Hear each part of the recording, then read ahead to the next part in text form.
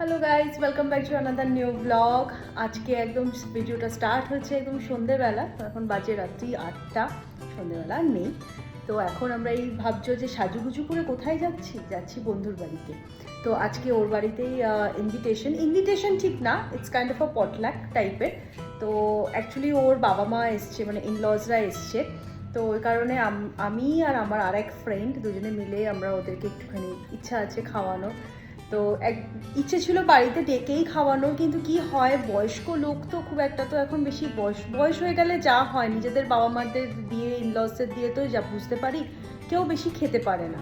তো ওই জন্য একটা পটলাক টাইপের অ্যারেঞ্জ করা হয়েছে, ওরই বাড়িতে করা হয়েছে, যাতে ও একটু কমফর্ট জোনেও থাকতে পারেন ওনারা। তো সবাই মিলে একসাথে হই হুল্লোড় আড্ডা প্লাস একটু খাওয়া দাওয়া বিভিন্ন রকমের। তো এই কারণে আর আমার আজকে ভাগে দায়িত্বে পড়েছিল হচ্ছে ছানার ডালনা, আর তার সাথে হচ্ছে কাতলা মাছের কালিয়া। আর একজন ফ্রেন্ড বানিয়ে আনবে হচ্ছে মাছের মাথা দিয়ে মুগের ডাল, আর কি একটা বানাবে বললো, ও পটল চিংড়ি। আর যার বাড়িতে যাচ্ছি ও বানাবে হচ্ছে মাটন কষা, রাইস, আর বাচ্চাদের একটা কিছু, আর একটা সুইট আইটেম মনে হয়। তো চলো, আর এখন বেশি বকবক করবো না, কারণ অনেকটা বেশি দেরি হয়ে গেছে। ওখানে গিয়ে কতটা ব্লগ করতে পারবো সেটা বলতে পারবো না, কারণ হচ্ছে দেখো কি কতটা কমফোর্টেবল থাকে ক্যামেরার সামনে সেটা তো আমি বলতে পারবো না। তো ওই জন্যে সবার সামনে সব জায়গায় আমি ব্লগিংটা স্টার্ট করি না, তাই এইটা একটা মেজর রিজন যে সবাই হয়তো সেই জায়গাটায় কমফোর্ট জোনে নাও আসতে পারে।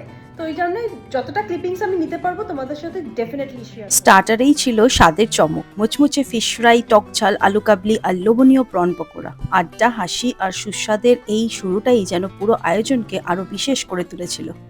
পেট পুজো শেষ, এবার মন ভরানোর পালা। স্টার্টারের পরেই শুরু হলো এক দারুণ গানের আসর।